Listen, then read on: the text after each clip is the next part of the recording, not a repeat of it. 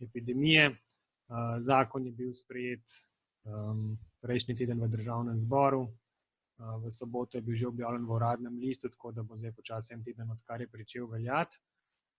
In del določb tega zakona se nanaša oziroma lahko vpliva tudi na delovanje nevladnih organizacij. In ta del bomo si danes pogledali. Zdaj, ker se ne vidimo, ne bomo dvigovali rok, ampak jaz predlagam, da uporabljate na desni strani pogovorno okno. Če boste imeli kako vprašanje tekom same delavnice, samega webinarja, pač kar napišite. Bom vaše vprašanje ponovil, bom skušal na njega odgovoriti. Zdaj, če ne bo šlo, bomo si pač na koncu vzeli kakšne 15-20 minut za vprašanje in odgovore, če bo teh več. Drugače pa je z mano tudi kolegica Petra, ki mi bo pomagala pri pisanju odgovorov, tako da bomo skušali čim bolj tekoče na vaše vprašanje odgovarjati, da boste lahko sledili. Kot sem rekel že prej, gradivo oziroma posnetek bo objavljen na spletni strani, tako da si ga boste lahko tudi kasneje še enkrat ogledali. Če gremo zdaj v bistvu malo naprej na samo vsebino. Torej, govora je o zakonu o interventnih ukrepih za omilitev in odpravo posledic epidemije COVID-19. Gre za enega v bistvu od že kar nekaj teh interventnih zakonov v zadnjih nekaj mesecih. In tudi tukaj v bistvu govorimo o tako imenovanem tretjem paketu. Na kratko samo, o čem se bomo danes pogovarjali, da v bistvu veste, kak bo približni vrstni red. Najprej si bomo v bistvu pogledali, kaj ta zakon določa glede skrajšanega delovnega časa in subvencij, ki jih delodajalci v takih primerih lahko dobijo. Skratka, gre za primere, ko imate zaposlene delavce in jim ne morete zagotavljati polnega delovnega časa in se zaradi tega se jim pač odredi, da delajo nek skrajšan čas. In v določenih pogojih država tukaj pač neko subvencijo da in bomo pogledali pač kdaj, kakšni so pogoji, na kaj paziti, kako to napisati. Drugi sklop v tem zakonu ni nov, tega smo poznali že v prejšnjem paketu, to je odrejanje čakanja na domu, ki se je zdaj še za en mesec podaljšalo, ampak tudi v tem primeru so neki pogoji, tudi v tem primeru država lahko vam pač pomaga z nekimi subvencijami, ki pa so drugačne, nižje, kot so bile prej. In potem imamo v bistvu še par področji, kjer so vezane v bistvu malo bolj na vsebino vaših dejavnosti. En del se veže na socialno-varstvene programe, torej tisti, ki izvajate te programe na podlagi razpisov MDDSZ. In tukaj so pač neke dodatne obveznosti, ki bomo pogledali, tudi neka dodatna financiranja se predvidevajo. Neke so specifike za tiste NVO, ki delujete na področju turizma in nekaj na področju športa. Zdaj v predhodni anketi ste označili, da vas je nekaj socialno-varstvenih programov, da tudi deluje kdo na področju turizma, medtem ko športnika ni nobenega med nami, tako da bomo ta del pač mirno spustili. In potem da bomo neko celostno sliko, pogledamo še pač par drugih ukrepov, ki niso bili namenjeni sicer NVO-jem, saj noben ni, ampak pač neke druge ukrepe, ki mogoče komu kaj še pomagajo, pa to, da veste, da obstajajo. Če gremo zdaj kar po vrsti na skrajšanje delovnega časa, oziroma, korak nazaj, ker ste že tudi napisali naprej, kakšne so vaše želje glede webinarja, par stvari, ki jih zakon ne ureja, skratka, če tega ni uredil, čeprav se je mogoče o tem govorilo. Glede recimo dela od doma, tukaj ta paket tega ničemer ne pokriva. Tukaj v bistvu ni nič novega, še vedno velja izključno zakon o delovnih razmerjih. Tako da tisti, ki boste nadaljevali z delom od doma tudi po epidemiji ali po vsaj določenem delu, v bistvu se vas ta interventni zakon ne prizadene oziroma sploh ne pokriva te materije. Zdaj, ker je webinar namenjen nevladnim organizacijam, se pač tukaj nismo za potrebe tega webinarja posebej študirali in predstavljali ukrepov, ki se tičejo MSP-jev ali pa posameznikov, ker pač so teme za kak drug webinar.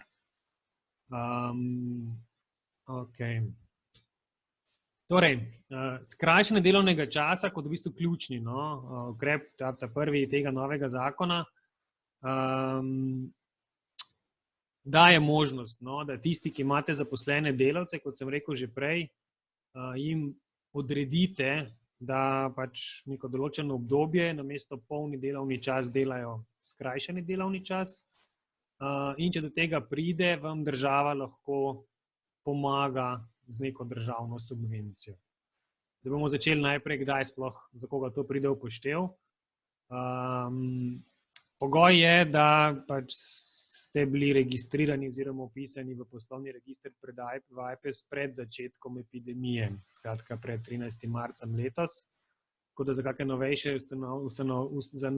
novejše nevladne organizacije, ki ste bile pred kratkim ustanovljene, pač ta ukrep ne pride v poštev, ampak samo za, če rečem temu, starejše. Drug pogoj, za razliko od prejšnjih paketov, ni vezan na vaše prihodke, ampak na obseg dela, ki ga lahko oziroma ki ga ne morete zagotoviti svojim zaposlenim delavcem. Pogovarjamo se o zaposlenih, tu ne pride v poštev prostovoljci, zunanji sodelavci, neke avtorske, podjemne in druge pogodbe, ampak tisti, ki imajo prav pogodbo o zaposlitvi. In pogoj je relativno nizek, skratka po vaši lastni oceni ste lahko do takega ukrepa upravičeni, če najmanj 10% vašim delavcem ne morete zagotoviti več kot 90% dela. To pomeni, da vsak 10. delavec bi bil na tapeti in vsak tak 10. ne sme imeti več kot 90% svojega dela, lahko ima manj. Tako da zdaj v bistvu, če imamo manj kot 10 zaposlenih, kar je pri nevladnih organizacijah v bistvu tudi najpogostejše, je ta pogoj zelo hitro izpolnjen, kolikor se je naš obseg dela znižal. Zdaj vam bom dal par primerov. Če imamo samo enega zaposlenega, pa ta nima 90%, če pa ima ta svojega dela samo za 90% ali manj, je pač ta pogoj že avtomatično izpolnjen. Niti ne rabimo gledati količine delavcev. Isto je pol pri 2, 3. Če ima en polno dela, če drugi recimo ima že 90 ali manj, je pač pogoj že tako izpolnjen. Tako da dejansko pri tistih z več zaposlenimi se bo to mogoče malo bolj kalkuliralo, pri manjših pa boste zelo hitro ta pogoj lahko izpolnili. Če imate pa dela več zaradi epidemije, da so povečani obsegi, pa seveda ta ukrep ne bo prišel v poštev. Pač je namenjen tistim, ki dela zaradi epidemije nimajo, oziroma zaradi posledic epidemije nimajo oziroma ga imajo manj. Zdaj, kako se bo to kontroliralo, v bistvu zakon nima nekega avtomatičnega preverjanja, da bi se, kombinirale dve javni evidenci, koliko imate vi dela, pa koliko ne. Tisti, ki ste spremljali prejšnje interventne zakone, veste, da so bili pogoji vezani na prihodke, ki se bodo kontrolirali preko oddaje letnih poročil na AJPES. In tam se bo pač hitro videlo, kdo je imel prihodke večje ali pa nižje. Pri zagotavljanju obsega dela pa takega mehanizma ni, zato ker nimamo centralne evidence, koliko lahko komu zagotavlja dela. Ampak bo pač verjetno zaradi tega na terenu, seveda kontrola toliko večja, pa toliko strožja. Se pa kot še enkrat pač zdaj nikamor pol to naknadno ne poroča, ampak se bo z drugimi mehanizmi preverjalo, pač verjetno od delodajalca, tudi boste videli pol malo kasneje, kaj treba v ta namen za kontrolo zagotoviti. Tako da zdaj, ko vemo, kdo je upravičen, kako se tega lotimo. Skrajšanje delovnega časa v bistvu je neka novost v smislu delovnega prava. Gre v bistvu za neko pravico delodajalca, da kljub temu, da imate pogodbo sklenjeno za polni delovni čas, lahko delavcu enostransko odredite, da pa za nekaj časa pa ne bo delal polni delovni čas, ampak kot ime pove v nekem skrajšanem, torej krajšem obsegu, torej manj od polnega delovnega časa. In do zdaj pač to ni bilo možno, ker je bila to seveda pravica delavca in če si hotel delavcu skrajšati čas, si rabil z njim skleniti novo pogodbo ali pa aneks, kjer si pač obseg dela skrajšal, zmanjšal. Skratka, je bilo vezano na soglasje delavca. Zdaj ta ukrep je pa v bistvu v to posegel in vam je dal kot delodajalcem možnost, da enostransko skrajšate delavcu njegov delovni čas in on se temu pač ne more upreti. pač, kot sem rekel prej, pod temi pogoji, ne, da mu dela ne moremo zagotavljati.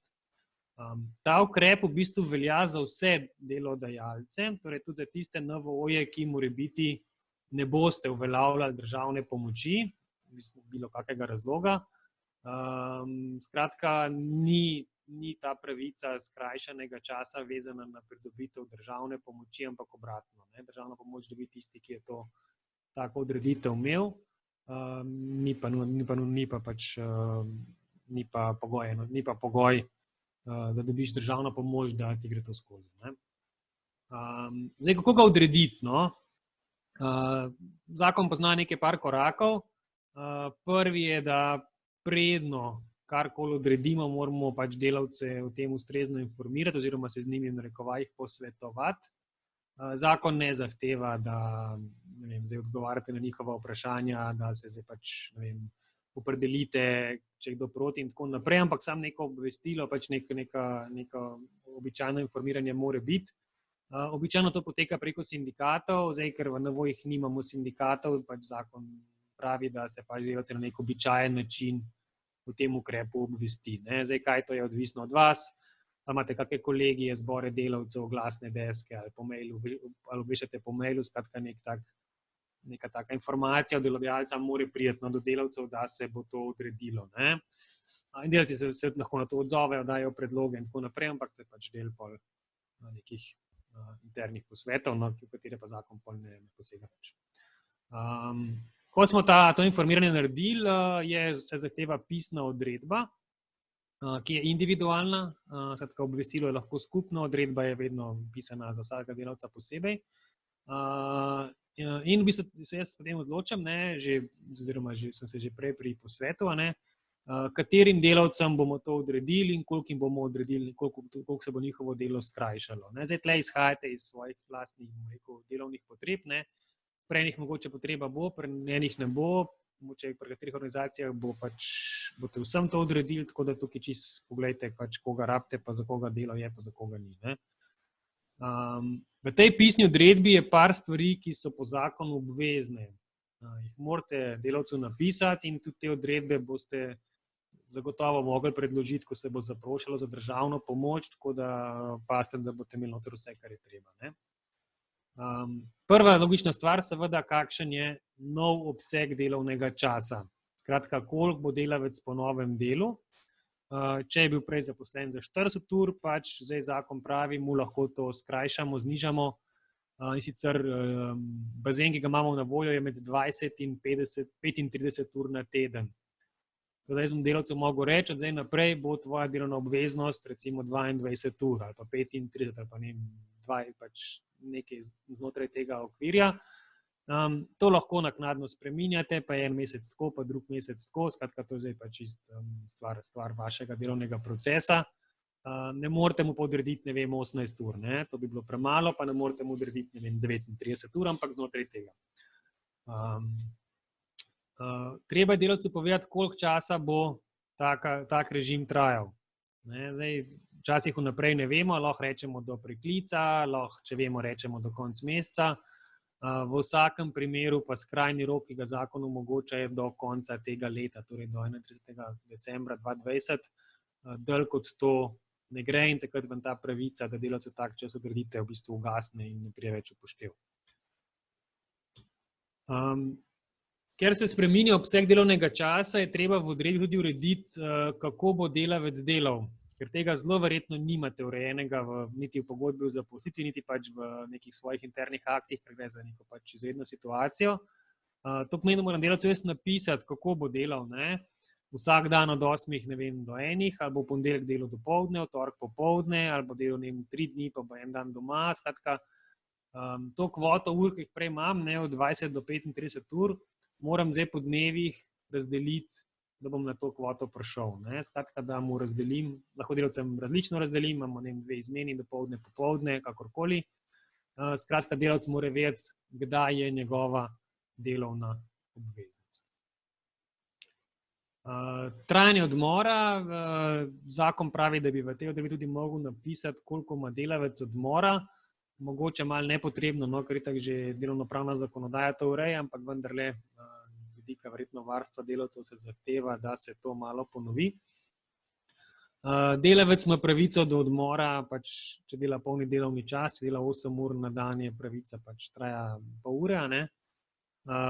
Če dela manj kot 8 ur, se pač to sorazmerno zmanjša, ne? Tako da pri 4 urah pridemo na 15 minut, zdaj vse vmes pa pač procentualno zračunamo. No? In treba je to napisati v odredbo. Ne? Zdaj lahko bomo en dan, kot sem rekel prej, pol ure, če bo delal 8 ur, en dan moče sploh ne imel, en dan bo imel malo več. Skratka, sorazmerno zagotavljate, ne, pač, glede na to, da če ima pri 8 urah pol ure, ne pač koliko je pa v vašem primeru. Treba je v odredbi napisati, kaj se dogaja s stroški v zvezi z njegovim delom. Tudi tukaj v resnici nekih hudih novosti zakon nima, ampak so to pravice, ki so že prej veljale, torej po delovnopravni zakonodaji. V osnovi sta v igri samo 2 stroška, skratka prevoz na delo, ki bo seveda logično prišel poštev samo takrat, ko bo delavec v resnici prišel na delo. Ne? Tudi če bo samo za 3 ure prišel, mu potni stroški nastanejo. Povračilo malice pa pač pripada, če nimate drugače urejeno, ne pač ponavadi takrat, ko dela vsaj 4 ure, tudi takrat je davčno oproščen tega plačila. Tako da tle si zdaj pač organizirate sami delo. Ne? Zdaj, če je možno delo razporediti, da dela več dni v tednu, recimo za več ur, ne? Da ne prihaja vsak dan, je to pač stvar te razporeditve delovnega časa. Ne? Posebej bi samo opozoril glede stroškov prehrane pri tistih, ki imate status invalidskih in humanitarnih organizacij. Vi ste po zakonu o humanitarnih oziroma invalidskih organizacijah pač vezani, da ne izplačujete prejemkov iz dela v višjih zneskih, kot to velja za kolektivno pogodbo za socialo oziroma za javni sektor. In tam v primeru, da delam točno 4 ure, regresa nima. Ne bi mogel delati 5 ur za regres, da dobi povrnjeno malico. Kar za ostale, ko imate ta regres, pač, ki tega statusa nimate, pač to ne velja. Ne? In tudi seveda, ker je to nek začasen ukrep, se noter tudi napiše, kako boste delavca pozvali, če bo to potrebno, da se vrne nazaj na delo. Ne, da ga boste poklicali po telefonu, bo poslali mail, skratka, da delavec ve, po kakšnem komunikacijskem kanalu pač bo vaša odredba oziroma preklic te odredbe prišel in pač, ko dobi tak poziv, ne, pa začne spet delati v polnem delovnem času. In zadnja stvar, ki v tej odredbi mora biti, glede višine nadomestila, skratka, kakšno nadomestilo delavec ima v tem času. Gre se za to, da delavec dela skrajšani delovni čas, za tisti čas, ko dela, pač dobiva normalno plačo v sorazmernem delu, ne, skratka ne polno, ampak odvisno od števila dni, števila ur, ki jih naredi. V preostanku ima pa neko nadomestilo plače, ki v bistvu je enako nadomestilu za čakanje iz poslovnih razlogov in znaša 80% njegove povprečne plače zadnje 3 mesece, ne 30 dni. Tako da se lahko ta dikcija uporabi, pa je ta odredba v bistvu okej. No in skratka, tle v tem primeru je treba to napisati. Jaz bom zdaj še par vprašanj prebral, ki smo jih dobili. Vprašanje se glasi, kaj pa možnost zaposlitve 4 ure na teden, sklenjeno s pogodbo o delu s krajšim delovnim časom za 1 mesec. Ja, do tega bomo še prišli. V takem primeru tega ukrepa ne morete uporabiti, ker ga lahko uporabite samo pri tistih delavcih, ki so zaposleni za polni delovni čas. Oni, ki imajo že zdaj krajši čas in ga ne morete še bolj krajšati. Ne? Tako da ki nima 40 ur na teden že zdaj, tiste zgodbe izpade ven. Naslednje vprašanje. Imamo status humanitarne organizacije, smo društvo, imamo 2 zaposlena. Prosim, če še enkrat ponudite, kakšna kolektivna pogodba velja za nas. To zdaj ni glih tema današnjega webinarja.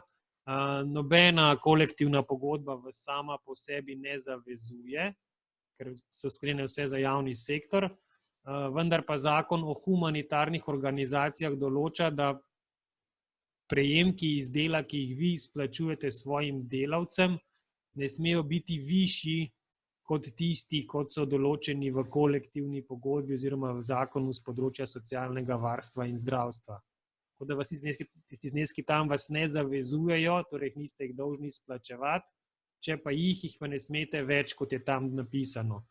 In v primeru povračila stroškov v zvezi z delom ste pač vezani na maksimalne zneske iz kolektivne pogodbe za socialo oziroma za javni sektor, ker en del je bil tja prenešen, in tam piše, da prehrana delavcev ne pripada, če dela samo 4 ure, ampak mora delati več kot 4. Tako da v tem primerih se pač to ne sme izplačati, ker bi kršil zakon o humanitarnih organizacijah.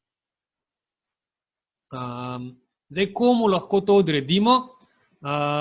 Eno stvar smo zdaj glih kar povedali, skratka, samo delavci, ki imajo pogodbe za polni delovni čas. Če imate enega, ki je po lastni volji sklenil pogodbo za 4-6 ur, to ne pride v poštev.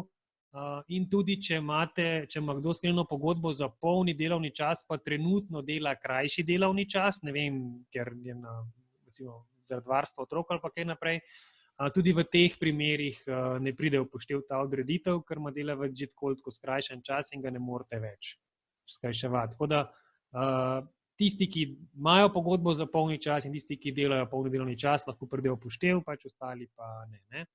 To imamo zdaj v glavi. Ne morete odrediti skrajšanega časa tistemu, ki ste mu že malo nazaj povedali pogodbo o zaposlitvi, ta pač bo oddelal do konca, kakor bo. Pazite na to, zakon izrecno pravi, da kljub skrajšanemu delovnemu času to ne posega v njegove pravice, razen pač te, ki smo jih kar omenili, da pač ne dela cel čas, pa da ne dobi vseh stroškov nazaj, če ne dela.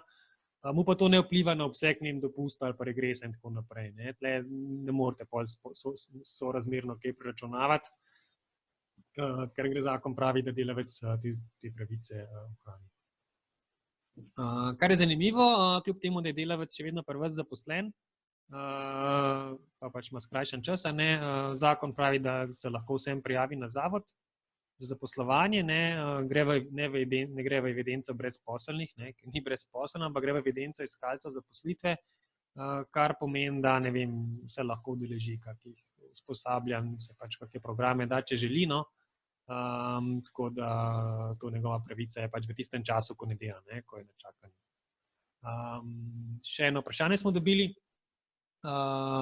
Vkolikor je organizacija z junijem na novo zaposlila osebo, z junijem, torej zdajle, pa kasneje ugotovi, da za to osebo nima dovolj dela, 10 ur manj, ali zakon omejuje, koliko časa mora imeti delodajalec sklenjeno pogodbo z zaposlenim?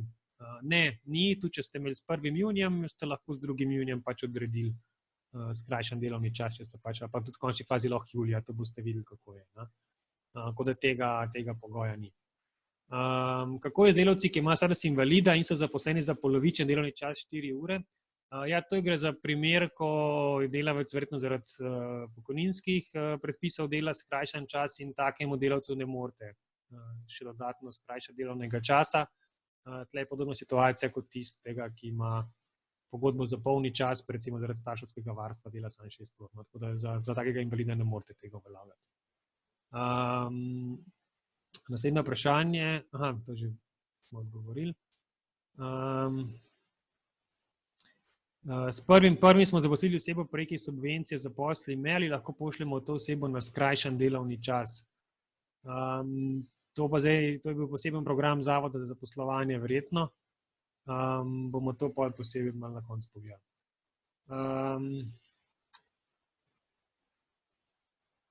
To smo rekli. Ful pomembna stvar, ko boste, ali pa če boste delavcu odredili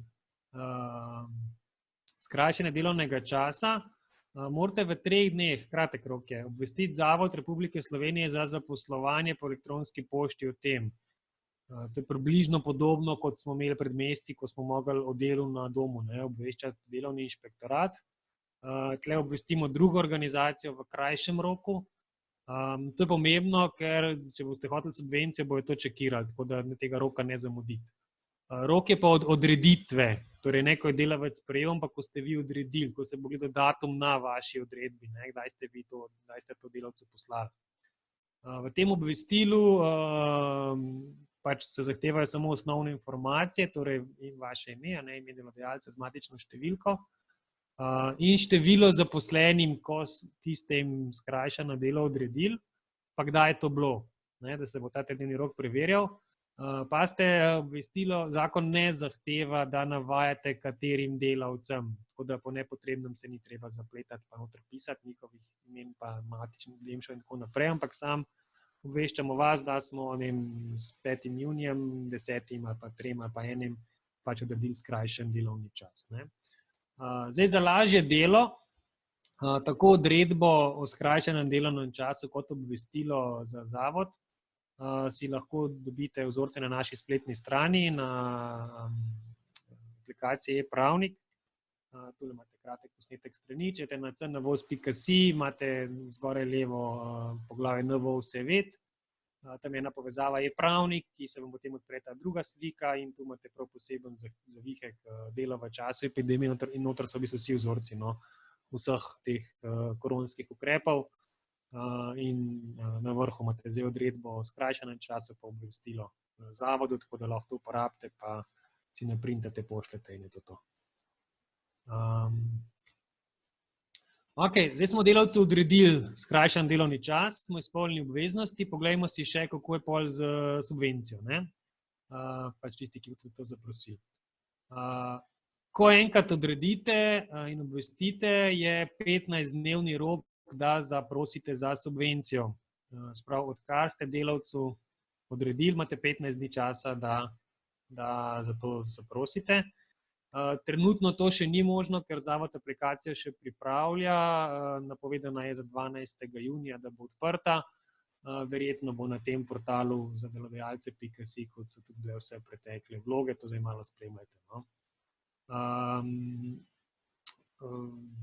Kot sem rekel že prej, poleg vaših izjav glede tega, da ne morete zagotavljati dela in tako naprej, bo treba zelo verjetno predložiti odredbe o skrajšanem delovnem času, tako smo se prej pogovarjali, plus dokazilo o poslanem obvestilu zavodu. Zdaj ta je malo smešna, ampak zgleda iz nekih tehničnih razlogov zavod ne bo zmogel preverjati, ali tisti, ki je zaprosil za subvencijo, če ga je tudi obvestil o tem, da je odredil skrajšan delovni čas, čeprav to v isti hiši, tako da si tisti mail, pač, ko boste poslali obvestilo, koliko delavcev dela, si ga boste pač shranili in ga boste tule še enkrat predložili zraven. Zavod ima rok 15 dni, da vam o tem izda sklep, skratka, da ste upravičeni, oziroma če bo kakšne dopolnitve, pač dobite prej še to. In na podlagi sklepa se sklene pogodba. To je zdaj malo drugače, kot je bilo pri prejšnjih ukrepih. Skratka, tle bo nekaj materije še v pogodbi, kjer na podlagi zakona lahko zavod tudi določi, kako bo spremljal vaše delo, pa kako mu boste v tem poročali. Zdaj, žal tukaj vam kaj več ne vem povedati, ker zakon nič ne piše, kaj ne bi to bilo. Lahko ne bo nič vsebi, lahko bodo pač samo še spomnili nekako poročanje, nekako elektronski obrazec, to ne bomo videli, kaj bo. Tako da dobite pogodbo, pač po sklepu. In šele, ko je pogodba podpisana, sledi pač pol izplačilo, pri čemer je rok pol tukaj 30 dni od podpisa. Tako da čim prej, ko dobite pogodbo, prej, ko boste podpisali, prej pač pol tudi lahko prve subvencije dobite. Koliko dobite? Višina subvencije ni odvisna od plače, ki ga prejema vaš delavec, oziroma nadomestila plačate tisti čas, pač, ko je na čakanju, ko ne dela, ampak so zneski fiksni, in te imate napisane na zaslonu. Skratka, več časa, ko delavec ne dela, ko se mu ne da zagotoviti dela, večje mu nadomestilo in seveda večja pa tudi subvencija. So pa samo 4 sklopi, tako da ki dela 25 ur ali pa 29 ur dobita isto. So pač nekaj na 4 do 5 ur so te sklopi sestavljeni. Zdaj morate paziti to, imate delavca, ki ima skrajšan delovni čas, za tisti čas, ko dela, smo itak rekli, da dobiva normalno plačo, s tem se mu pač sorazmerno zmanjšuje, za tiste dneve, ure, ko dela. V preostalem dnevu, v preostalem času, ko pač je na čakanju, ko nima dela, dobiva nadomestilo to nadomestilo vam zavod povrne. Se pa to povračilo lahko zmanjša, če delavec v resnici v tem času ni ves čas na čakanju, če gre vmes na bolniško, na dopust, pa ima neke druge odsotnosti, ko v bistvu ni na čakanju, ampak drugače koristi čas. Pol se pač tudi ta subvencija pač znižuje, glede na dneve oziroma ure, ko ga ni bilo. Tako da zavod v bistvu pokrije res pa sam tisti čas, ko ne more delati. Če pa je odsoten, ker je na dopustu, pa tako ne more delati, se pa ta del pol ne pokrije. Tako da pač v tem času morate paziti, da delavci izplačujete tako plačo kot nadomestilo plače. To se bo verjetno se bo pač preverjalo, tudi preko mogoče kakih greh obrazcev pa podatkov od FURS-a, tako da to morate imeti urejeno. Delavcu, ki ste mu odredili skrajšani delovni čas, mu ves ta čas, ko je na čakanju, ko je na skrajšanem delovnem času, pa en del na čakanju, torej ves čas, ko dobivate subvencijo za njega, pa še en mesec potem mu pogodbe o zaposlitvi ne smete ne samo odpovedati, ampak ne smete začeti postopka odpovedi. Tako da tudi nekih obvestil ali pa karkoli mu prej pošiljali v bistvu ni. Ne moram dobiti odpovedi, pa pol v času odpovednega roka še biti pri vas, pa da mu pol preneha, ampak mu prvo odpovedi tudi dati ne smete ta čas. Tako da so pač varovani pol še nekaj časa. Velja za delavce, ki je odrejen mu skrajšan delovni čas. Če imate kakega drugega delavca, ki ni bil v tem ukrepu, pol te omejitve ni. S tem, da velja pa splošna prepoved, da dajete v bistvu odpoved večjemu obsegu delavcev, to je nek poseben mehanizem, če imate več kot 20 zaposlenih, tam pa v bistvu velja za vse, za one, ki so bili na skrajšanem ali pa ne, ampak to mislim, da večino tako ne treba upoštevati.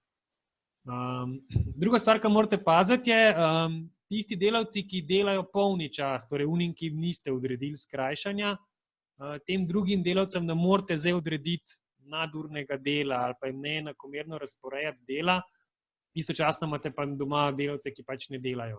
Če bi lahko tako delo upravljali oni, ki so na čakanju, ki so doma, pa morate une uporabiti za te, ne morate tistim, ki delajo, zdaj dajati dodatnega dela. Tako da tle pač se stremi k temu, da se delavci čim prej vrne na delo, pa da se mu neko delo zagotavlja.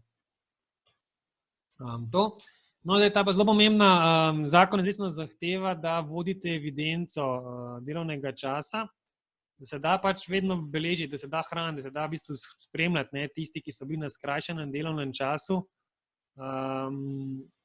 kdaj so prišli v službo, koliko časa so delali, pa kdaj so šli iz službe, da se bo pol na tedenskem nivoju videlo, koliko ur so dejansko opravili. Tle se država malo boji, da bo šel na skrajšan delovni čas, pa pol vsem delu preveč. Tako da ta zakon v bistvu ponovi to obveznost vodenja evidence. To sicer ni neka huda novost, imamo že nek zakon o vodenju evidenc na področju delovnih razmerij, ki ima zelo podobno dikcijo, ampak je tle za vsak slučaj bila ponovljena. In ne samo, da se zahteva dnevno vodenje evidenc, ampak v tem primeru celo v bistvu tudi po urah. Ko pridem na delo, se moram takrat vpisati v evidenco in ko grem, se moram takrat izpisati. To pomeni, da ne more delavec, ko bo zapustil delovno mesto, takrat napisati, kdaj je prišel in kdaj je odšel. Ker če bo lih vmes prišel inšpektor, pa bo delavec na delu, pa ne bo imel zabeleženo, kdaj je prišel, bo to že kršitev. Zdaj, oblika evidence kot taka ni predpisana, ni nobenega spletnega obrazca, pa ne vem, nekih aplikacij na FURS-u ali pa na zavodu, ki bi to opisovali. To si lahko zagotovite sami, ali je to, ne vem, zvezek, ki ga imate ob vhodu v pisarno, ali so, ne vem, kartice, ali lahko imate spletno evidenco, pa se tam opisujejo. Ampak, če bo inšpektor prišel, bo prišel ob enih, bo pač hotel videti, da vsi, ki delajo, so takrat noter upisani. Da se ne bo zgodilo, da pač eno prihodu se ni popočkal. Tako da to bo verjetno strogo. To sem rekel že prej, to bo na nivoju delodajalcev, ampak je to pa rečeno edini nadzor, ki ga država ima, in pač se bo to zagotovo ogledalo. No in pač na podlagi zakona, oziroma tiste pogodbe, ki jo boste podpisali z zavodom, morate omogočati nadzor, da se pač upogleda v vaše knjige, pač v te evidence, da posredujete pojasnila, no vse tle je v bistvu podoben kot pri kakih projektih, programih, pač morate izkazati, da ste obveznosti izpolnili. Ok, to je v bistvu to, kar se tiče skrajšanega delovnega časa.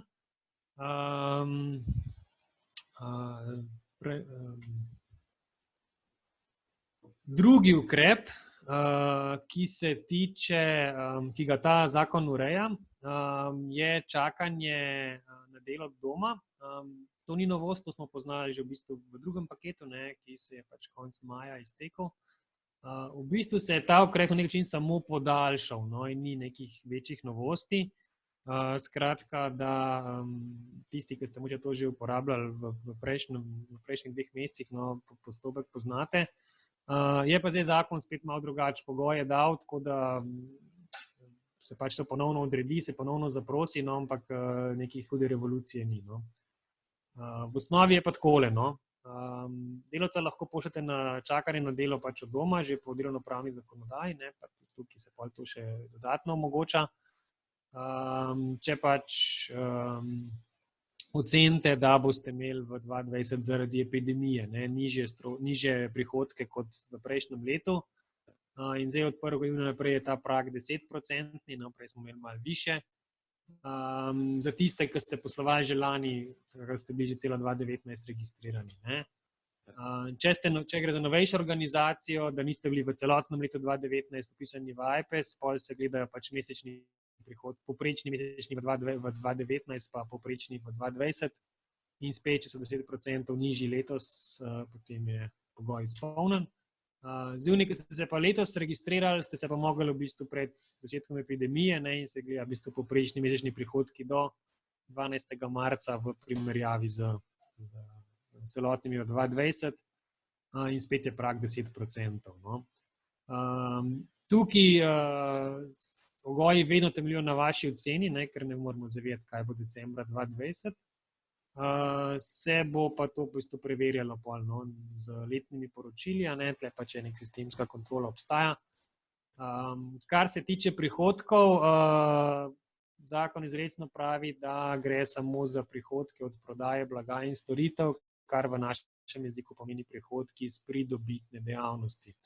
Tako da v te kvote si ne morete vštevati članarin, donacij pa subvencij iz javnih razpisov, ker to ni pridobitna dejavnost.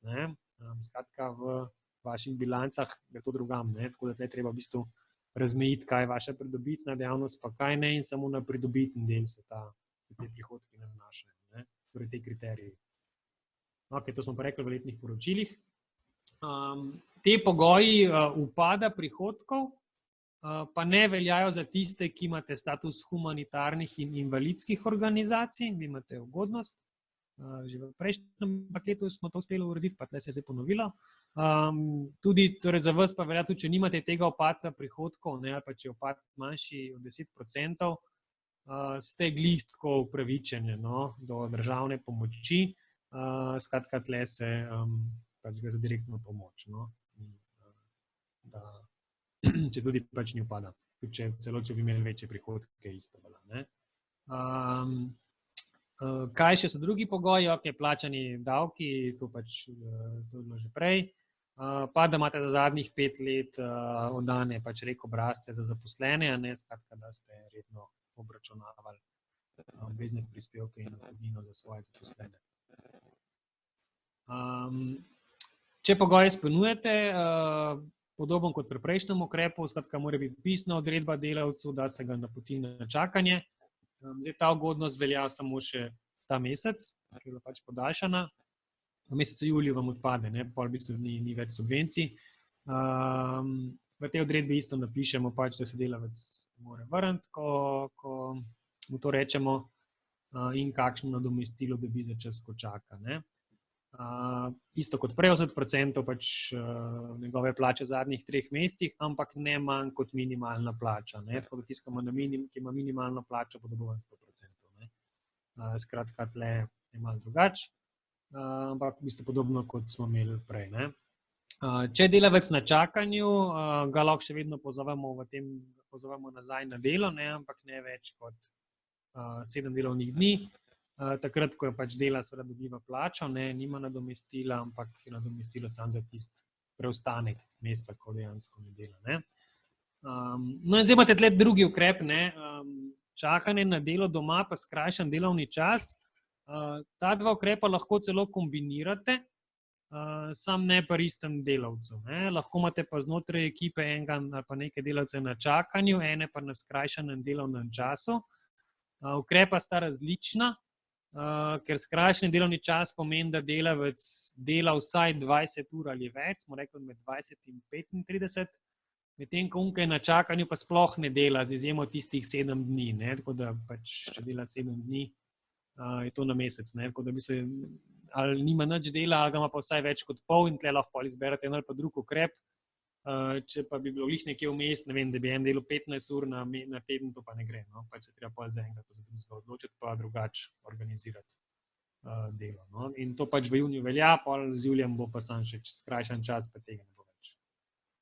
Isto kot sem vam prej rekel, tudi te odredbe pa si pač pogledajte na e-pravniku, na naši spletni strani, so usklajene z novim zakonom. Zdaj tisti, ki ste imeli čakanje že prej, po prejšnjih predpisih, no, v aprilu, maju, vam predlagam, oziroma si kar dajte nove odredbe za mesec junij, pa, ker so pač malo drugačne, no, kot so bile prej, tudi roki so se skrajšali, malo so pogoji drugačni, ker je zdaj vezano bolj na posledice epidemije, ne samo na samo epidemijo, tako da če bo se to podaljšalo, lahko podaljšate, samo dajte novo odredbo ven. No. Ok, tudi za ta del se lahko dobi subvencijo za pomoč, za nadomestilo. Dajte novo vlogo, tudi če prejšnjo že imate, ker je nov zakon, je nova podlaga. Vlogo date 8 dni na napotitve na čakanje, ampak najkasneje do konca meseca. To pazite, ne? Če boste to zamudili, pa vam pravica do subvencije odpade. Tudi to bo v elektronski obliki, no, in bo pač treba neko odredbo pač predložiti. No? Tako da bomo imeli elemente, kot smo jih v vzorcu napisali. Na podlagi vaše vloge dobite sklep. Zavod ima čas tukaj 15 dni.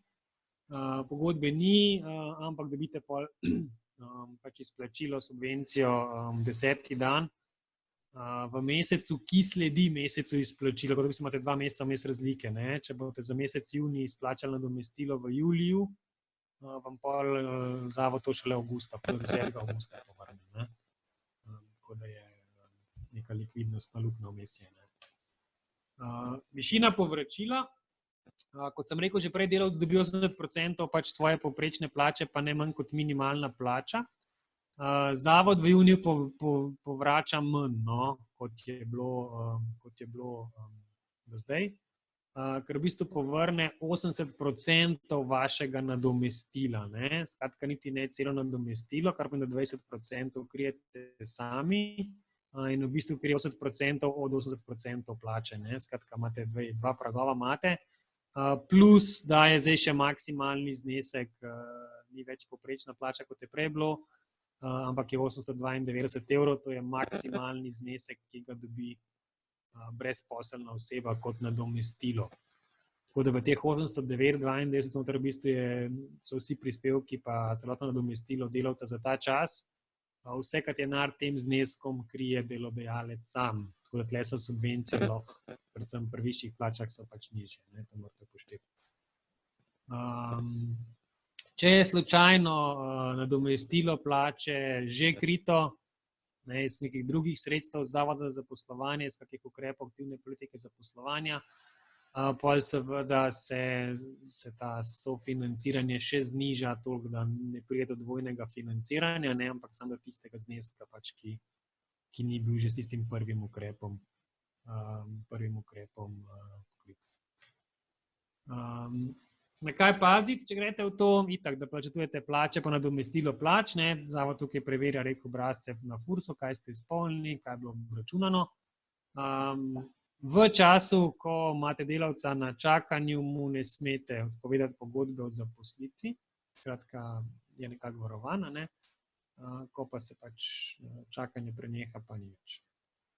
In podobno, kot smo imeli prej, ne, če imate delavce, ki so na čakanju, pa delavce, ki še naprej delajo, pol onem, ki delajo, ne morete odrejati nadurnega dela, ne, ampak se to pač prerazporedi tako, da delajo to delavci, ki so na čakanju, razen če pač to ne bi bilo možno zaradi različne strukture delavcev, izobrazbe in tako naprej. Ne. Skratka, preprečuje se, da bi en bil na čakanju, drugi pa delal v bistvu nadure, ker ne bi se to porazporedilo. Ne. In podobno kot prej, no, seveda, če imate kontrolo na licu na mestu, ne, pač morate omogočati vpoglede v pogodbe, v vaše evidence, da lahko zavod to preveri. Ok, zdaj smo še eno vprašanje vmes. Če je kateri ukrep namenjen organizaciji za prostovoljce, ki upravljajo društvo za prostovoljno delo, te predlogi so bili dani, tudi mi smo jih v bistvu dali v okviru priprave, ampak edino, kar je prišlo skozi, so bili tisti prostovoljci, ki so upravljali delo pri upravi za reševanje, pri civilni zaščiti. Ostalo, da bi se ostalim prostovoljcem karkoli, prostovoljcem in tako ne, ampak da bi se ostalim organizacijam, ki so imeli prostovoljce, ki so odpravljali epidemijo ali pa tako naprej, tega zakon ni predvidel, pač ni šlo skozi. Pa še eno vprašanje sem jaz dobil, glede zaposli me. V bistvu tako, tle zdaj vam malo težko resnici odgovorim, no. Zakon nima nobenih določb o tem, kaj je za tistimi, ki so že bili preko zaposli me. Praksa preteklih mesecev nas pa uči, žal, da je tukaj včasih zavod za zaposlovanje malo nepredvidljiv, no, kaj si to tolmači. Jaz predlagam, da skrbnika pogodbe vprašate, če je to možno predno odredite skrajšan delovni čas nekomu na zaposlene, no, čisto za vsak slučaj, no.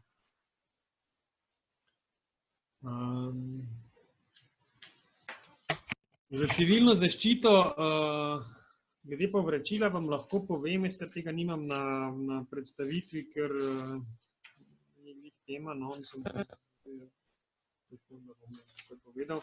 Za civilno zaščito v bistvu je zakon določil, da prostovoljci, v bistvu, ki so bili v pripravljenosti, torej so bili na poziv, in je v resnici prišlo, no, do intervencije, torej da so jih vpoklicali, da so pač mogli delati, ne. In v bistvu bo država povrnila, neko nadomestilo izplačala, no, za to intervencijo. Sicer 10, 20 ali pa 30 evrov, odvisno od tega, koliko časa je ta intervencija trajala. No, če je bila do 4 ure 10 evrov, če je bila med 4 in 28 in nad 8, v bistvu dobijo povrnjenih 30 evrov. No. V vsakem primeru pa pač največ 30 na dan. Tako da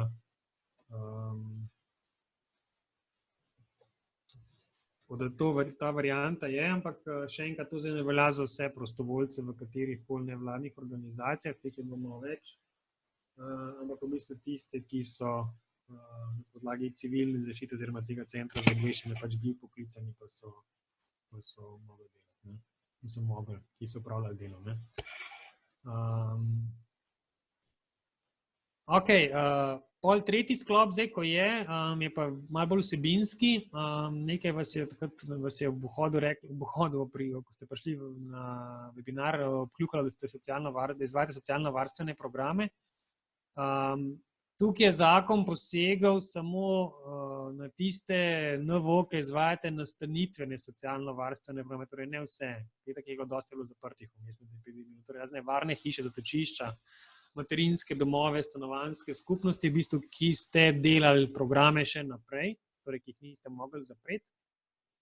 In tukaj v bistvu je logika malo podobna, no, kot je bilo v prejšnjih paketih za javni sektor, pa za kakšne koncesionarje, da izvajalec mora delavcem izplačati dodatek za nevarnost in posebne obremenitve pač za delo, ko so ga opravljali v času epidemije, torej od 13. marca do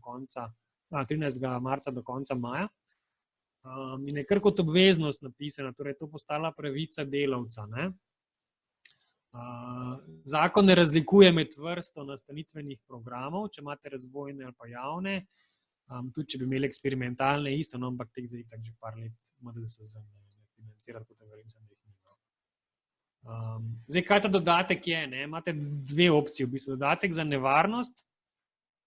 Tega dobijo tisti delavci, ki so pač delo mogli naprej opravljati in so bili pač zaradi tega ogroženi, da bi se lahko okužili. In je bila ta v bistvu ogroženost nadpovprečna, skratka večja, kot smo imeli ostali moče, ko smo doma bili. Skratka, če so mogli hoditi v stanovanjske skupine, če ste mogli hoditi, v trgovino za svoje varovance, za svoje uporabnike, če ste imeli takrat nekaj spremljanja, je to zagotovo bila neko nadpovprečno tveganje, ker pač ste bili izpostavljeni. Druga je pa za posebne obremenitve. Tle pa v bistvu ni potrebno, da gre za zdravstveno ogroženost v smislu okužbe z virusom, ampak samo, da bo delavec prekomerno obremenjen. Tako da ta druga bi lahko tudi prišla v poštev v končni fazi za delavca, ki je tisti čas delal od doma, pa je bil sicer navaren, samo je bil ful obremenjen, ker je mogel ful stvari delati zaradi epidemije in pač je zaradi tega opravil ful več dela, skratka imel nek povečane obsege dela. In v obeh teh dveh primerih pride pač ta dodatek lahko upoštev. Zakon ne določa točno, koliko jim je treba plačati, ampak pravi do 65% njihove urne postavke. To pomeni, da vsak ta strokovni delavec ali pa laični ali pa vodja, ki ste imeli, pač lahko dobiva različne dodatke, če imajo različne plače. Njihova plača se preračuna na urno postavko in do 65% take urne postavke je pol dodatek. Posebej opozarjam, to se ne izključuje s kriznim dodatkom, tistimi 200 evri, ko se je izplačevalo v prejšnjih mesecih. Tisto v bistvu je bila druga postavka in tista se je v bistvu izplačevala iz oprostitve obveznih prispevkov. Zdaj, skratka, to je obveznost izvajalca programa, da to izplača. Sredstva za to pa na podlagi zakona zagotovi država. To pomeni, da ne bo država izplačevala delavcem, ampak boste vi, boste pač pa neko refundacijo dobili. Zdaj, predno skočimo v zrak, pa to takoj urejamo samo toliko.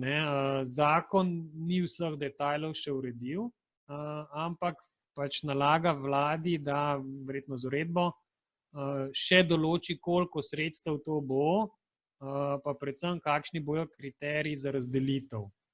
Tako da tisti, ki ste že izplačevali te dodatke, pač zaradi lastnih pogodb, lastnih internih aktov, mogoče samo malo še počakajte z raznimi obračuni pa poračuni, ali pa tisti, ki niste, mogoče počakajte še par dni, kaj zdaj s tem bo, da se dejansko vidi, kaj bo tu noter pisalo. Ker zdaj, koliko bo kdo dobil, pa to zdaj ne vem. Javni sektor je podobne ukrepe imel, pa je bilo v bistvu precej rigorozno. Takrat se je to računalo, sem celo na minute računal nekaterim, koliko bo kdo ogrožen, pa kdaj ne, tako da jih ogromno denarja za to ni šlo, samo to, da bojo moče pričakovanja previsoka. Počakajmo, kaj bo par dni, da boste vedeli, kakšni so kriteriji razdelitev, in jaz predlagam, da se pol urejajo stvari pač tudi znotraj organizacij, da boste videli, koliko denarja bo verjetno na voljo, pa boste v skladu s tem pa lahko izplačevali. Kar pa lahko zdaj naredite, je pa to, da če slučajno nimate urejenih kakih evidenc za nazaj, kdaj kdo ki je delal, kakšne časovnice, pa to, da si to zdaj pač čim prej uredite, ker verjetno bo vendarle en del tudi na vas ali pa na vodjih, da odločate, kdo pa vendarle je bil preobremenjen, pa kdaj je bil, pa kdaj je kdo bil, bom rekel, prekomerno izpostavljen okužbi. Mogoče ni bilo to 8 ur na dan, ampak sam tisti čas, ko je pač šel ven iz pisarne, ali pa ko je šel doma, ali pa ko je šel v trgovino. Tako da tle zna biti precej strogo, saj pri javnem sektorju tako bilo. Ok, toliko za glede socialnega varstva. Turizem, o tem se danes te dni precej govori.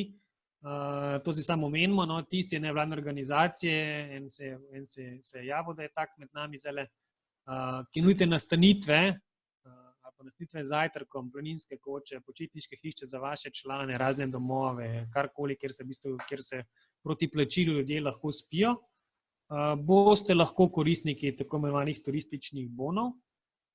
Pogoji so pa bili tekom samega sprejemanja zakona malo spremenjeni. Za nazaj se je uredilo, da velja samo za tiste, ki ste pred epidemijo že bili registrirani, kar verjetno ste bili. Tale drugi bolj zapaziti. Tudi 13. marca ste mogli že biti upisani v register nastanitvenih objektov pri AJPES, to je nek register sobodajalcev. In če niste takrat bili upisani, pol tudi za vas ta ukrep ne velja in ne morete v bistvu bonov sprejemati kot plačilno sredstvo, ampak velja za une, ki so v tem sistemu v bistvu bili že vprej. Tle je zakon zdaj preprečil, da bi na novo kdo se upisal sam zaradi bonov. In da imate v vaših aktih, v aktu ustanovitve ali po statutu pač vsaj eno od teh gostinskih oziroma nastanitvenih dejavnosti. Skratka, to je sklop 55, ki govori v bistvu o nastanitvah. Po SKD-ju, torej po klasifikaciji dejavnosti. Če imate te pogoje izpolnjene, pa pač pride do vas potrošnik, ne oseba, ki bi pač najela to nastanitev, vam lahko plača z bonov, to bo verjetno neka izjava, na podlagi katere boste to prijavili FURS-u in bo pač FURS vam to izplačal. Pa ste že zdaj, že zakon zahteva, da boste mogli imeti kopijo osebne izkaznice, nekega popotnega lista osebe, ki jo pri vas prespala, tako da pač imate neko dokazilo, da ste bili z njim res v kontaktu. Pa seveda FURS bo tudi zagotovo čekiral, če ste te ljudi prijavili, če ste v bistvu njihova začasna bivališča v času, ko so bili pri vas prijavljali v ta e-turizem aplikacijo, skratka, da se tudi je to pol vezano na plačilo turističnih taks in tako naprej. Tako da tukaj pač bo nek sistemski nadzor zadaj bo. Zakon pušča še neke stvari odprte glede unovčenja bonov, kar bo uredila vlada z uredbo, ne vem, kaj to bo, nobenega osnutka še ni bilo, tako da to še boste malo spremljali. Skratka, da bo poleg te kopije izkaznice mogoče treba še, bo mogel še kaj drugega, kako izjavo, ko se podpisati ali ne vem, kaj to bomo videli, kaj bo. Isto kot kaj se bo zgodilo, če bom jaz unovčil bon za koga drugega, ki je moj sorodnik. Ok, to, ki je bilo na hitro glede turizma, zdaj športnikov, mislim, da se danes ni noben javil, tako da bomo to zdaj spustili. Drugi ukrepi, ki mogoče za koga pridejo upoštev, pa če se na hitro še pogledamo, pa so teli. Zakon daje neko podlago za dodatne razpise, za javne pozive, tako za povratna kot nepovratna sredstva, če pač se organizacija sooča z nekimi posledicami epidemije, pa bi se denar namenil, ne vem, za zagotovanje likvidnosti, digitalizacijo, razne hitre projekte, izpade prihodka. Primarno sicer pisano za gospodarstvo, ampak ukrepi so taki, da tudi kak navo mogoče lahko noter padel, jih ne izključuje.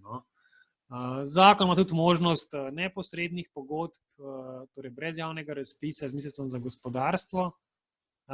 Predvsem bo verjetno šlo za sofinanciranje kakih projektov, ki jih že imate od drugod, pa so pač recimo kriti samo 80% ali pa manj, pa so vezani na tele teme, da bi potem država v bistvu brez razpisa vam lahko še tistih manjkajočih 20 ali več procentov pač dala zraven. Opcija je, zdaj to verjetno bo kakšni pozivi, ampak če se kdo tu najde, imejte to v mislih, da mogoče še bo kaj za vas. Druge stvari so v bistvu zelo parcialne, tisti navoji, ki imate zasebne vrtce, pač ne smete zaračunavati otrokom, mislim staršem, za do konca junija pač vrtcev, če jih dejansko ne obiskujejo, pa se pač ta del pol nadomesti iz drugih virov, iz občinskega ali državnega.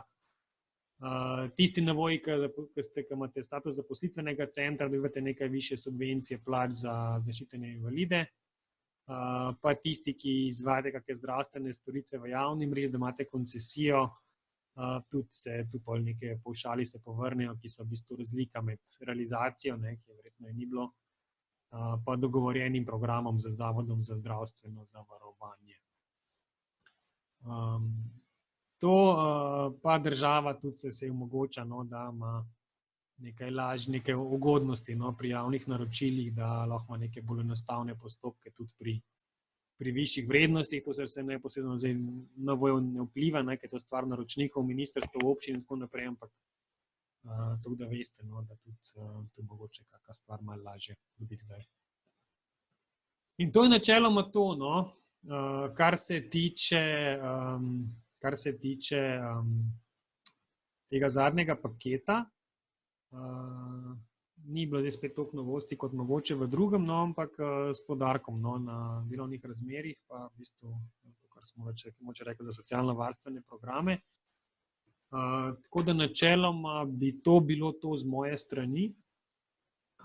Zdaj, če ima kdo še kakšno vprašanje, pa pač zdaj vljudno vabljeni, da ga tokrat napišete, namesto poveste, pa bova skušala s kolegico odgovoriti. Če pa vprašanj ne bo,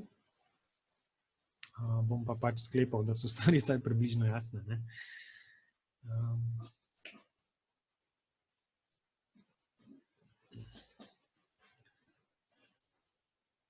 Okej, dobro, če so stvari jasne, potem pa, nimam pojma, če vemo, če zunaj že kak tak razpis, mislim, da ni, ker je zakon v bistvu zdaj od ponedeljka, no, mislim, nedelje velja in bo nekaj časa trajalo, da razpis napišejo, tako da ne, bo pa verjetno, če bo na MGRT-ju, no.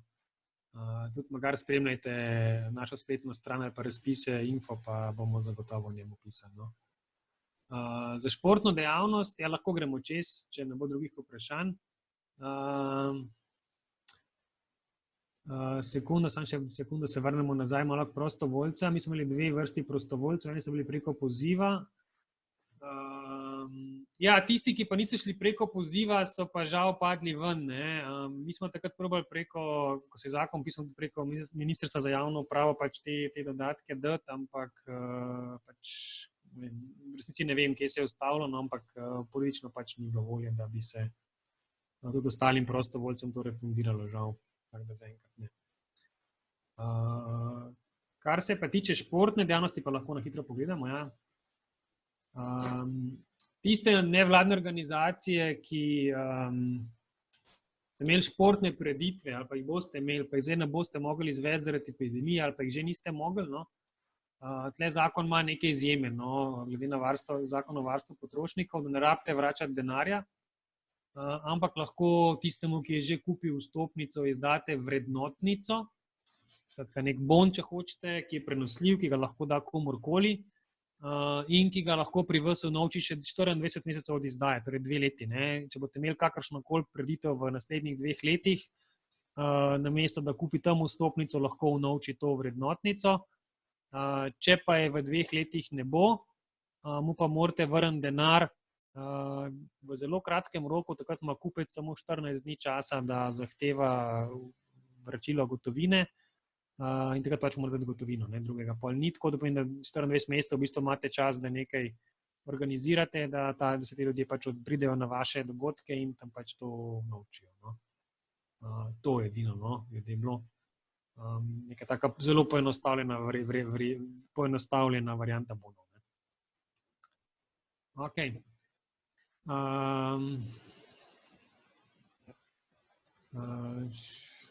Še eno vprašanje imamo. Ali bo subvencija vplivala na prejem nadomestila po preteku pogodbe o zaposlitvi? Ali je predvideno, če poleg višine nakazane plače vpliva tudi na porodniško nadomestilo, ki se je začelo jeseni? Ne bo vplivalo, zato ker subvencija ni vezana na višino plače. Vi izplačujete nadomestilo v vsakem primeru enako, če imate subvencijo ali pa ne, tako da tisto porodniško se bo pač v vsakem primeru se bo obračunala v bistvu od dejanske plače oziroma dejanskega nadomestila, ne bo pa to vezano na višino subvencije. Kar pa se lahko zgodi, je pa, ne da vpliva subvencija, ampak da bo porodniška nižja zaradi tega, ker bo plača nižja, ne, pa ker bo namesto plače dobivala nadomestilo, ne, to mogoče. Ampak ne bo imela veze subvencija kot taka.